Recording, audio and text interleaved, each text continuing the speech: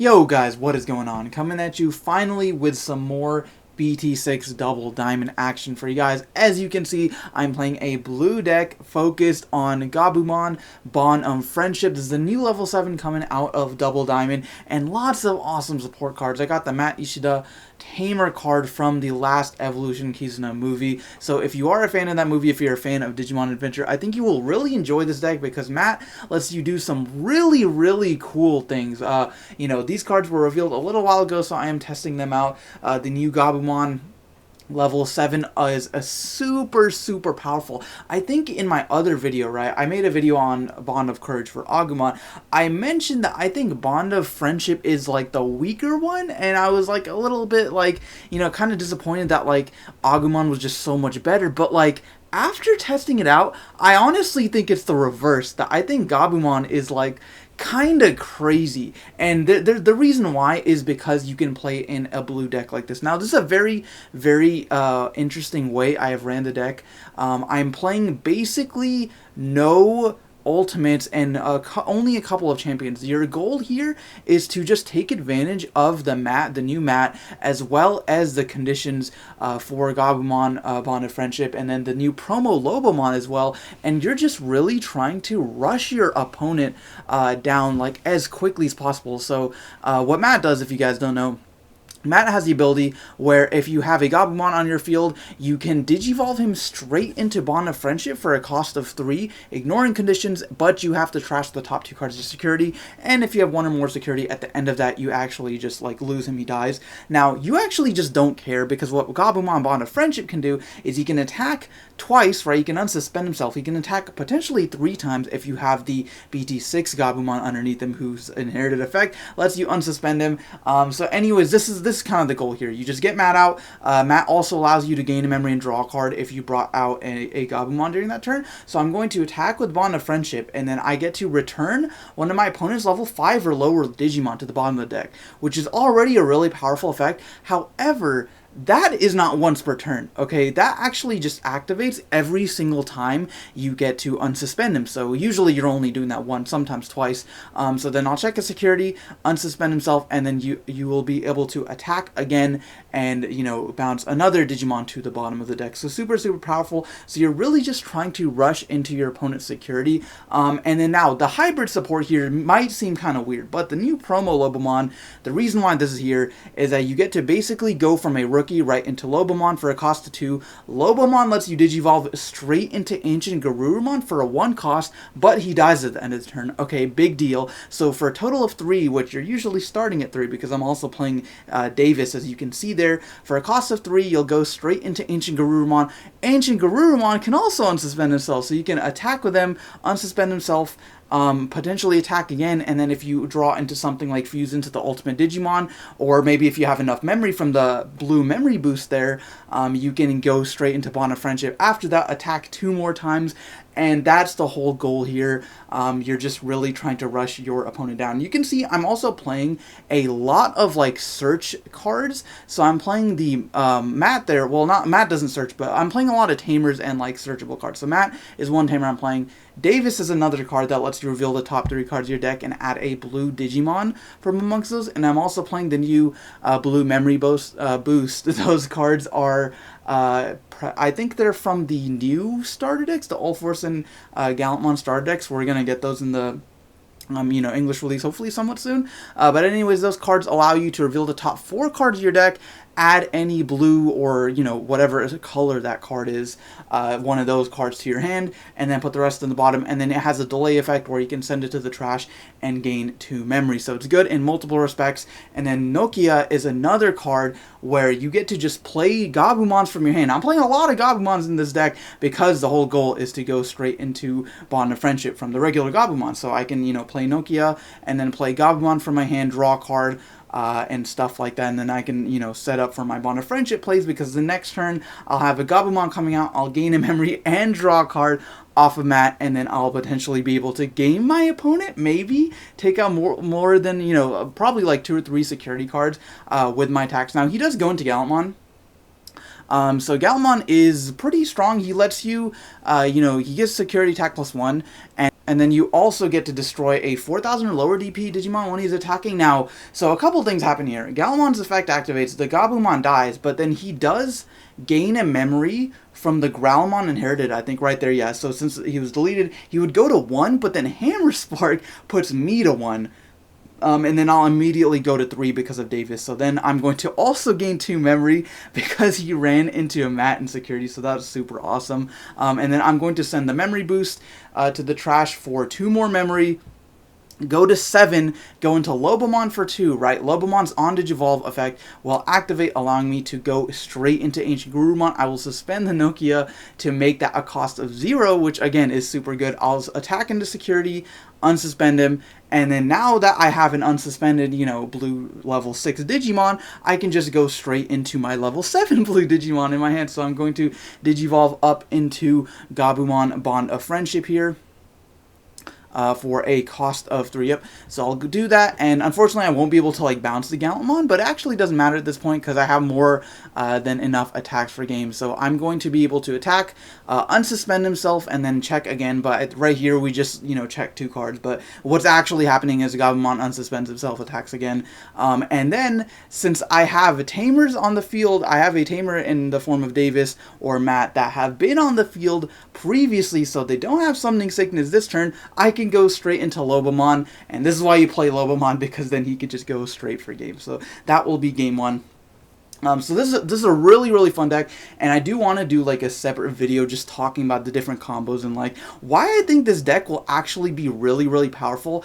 I'll have this linked in the description, but the place I got this deck from was a Japanese YouTube channel. Their name is The People of File Island, that's what it's translate to, and they're a really, really cool channel, actually one of my favorites, and you guys should check them out. But basically they did a video on this deck. One of the guys, Akimiya, was playing this deck, and it's really crazy that he was playing against Lord Nightmon. And if you guys know anything about the BT5 meta, and I've done videos on this in the past and talked about it, how Lord Nightmon is like definitively the best deck come Battle of Omni, you know, like assuming nothing else happens to like the ban limited list or whatever.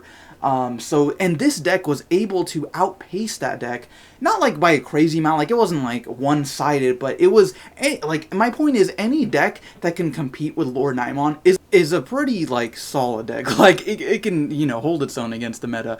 So I did want to, like, just shout out them, and their channel is awesome, and, you know, this deck was just a product of their research and playtesting, and this deck is just a very, very interesting pick, and I want to see like what it can do, like once we get the full list for BT6, and you know, once we get all the other cards, maybe we'll get some other crazy level 7s, but it's like almost a type of rush deck. Like it's like a rookie rush deck that like plays level 7s like straight up, because you're skipping everything in between. Basically you're just like playing a bunch of consistency cards and trying to set up your field with the Gabumons, and then once you have enough memory and the correct cards in hand, you can just slap some level 7s down on top of your rookies, and it's actually kind of crazy.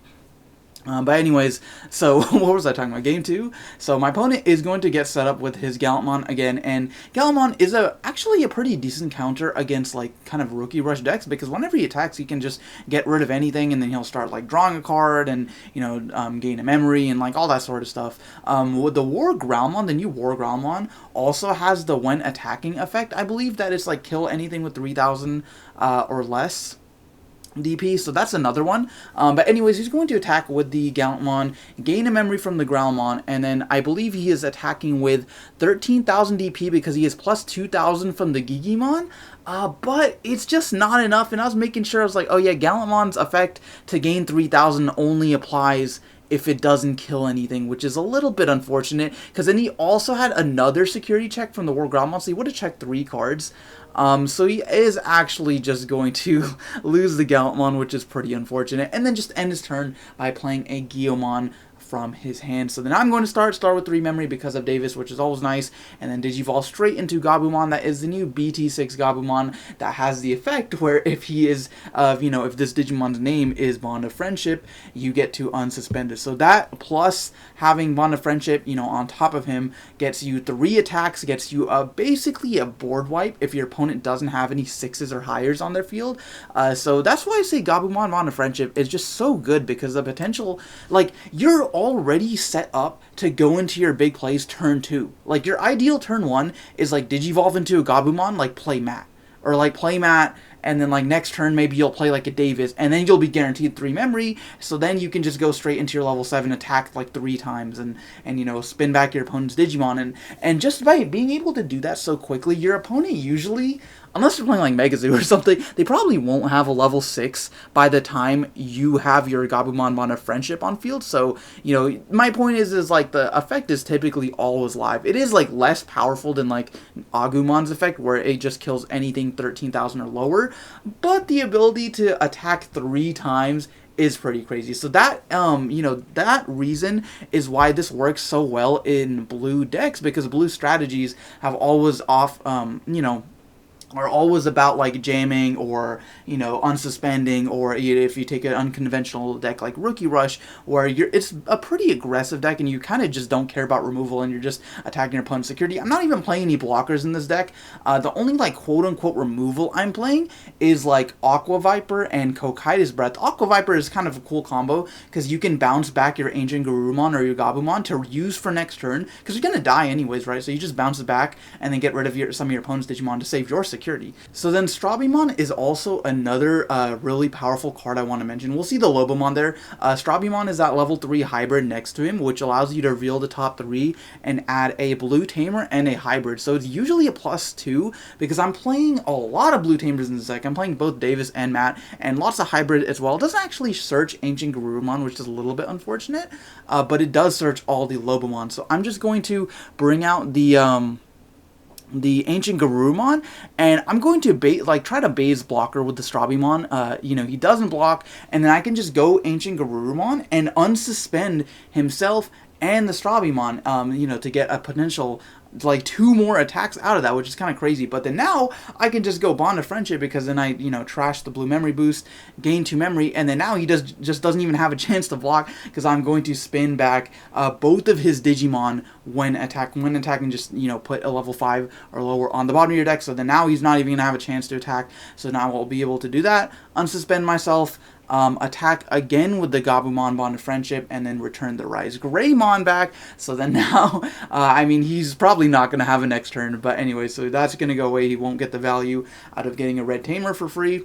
And then, unfortunately for me, I do run into I believe that's the Geo Greymon from the new Gallantmon starter deck, which has a security effect, actually. I believe it is, when played, you get to, destroy something with 4,000 or lower DP. Yep, so delete something with 4,000 or lower DP, so he's going to be able to play that and then kill the Strabimon. Not that it matters anyway, I don't think, so anyways, that's going to die, and then I'll just be able to attack with a Bond of Friendship anyways, and then just send the Geo Greymon back to the bottom of the deck.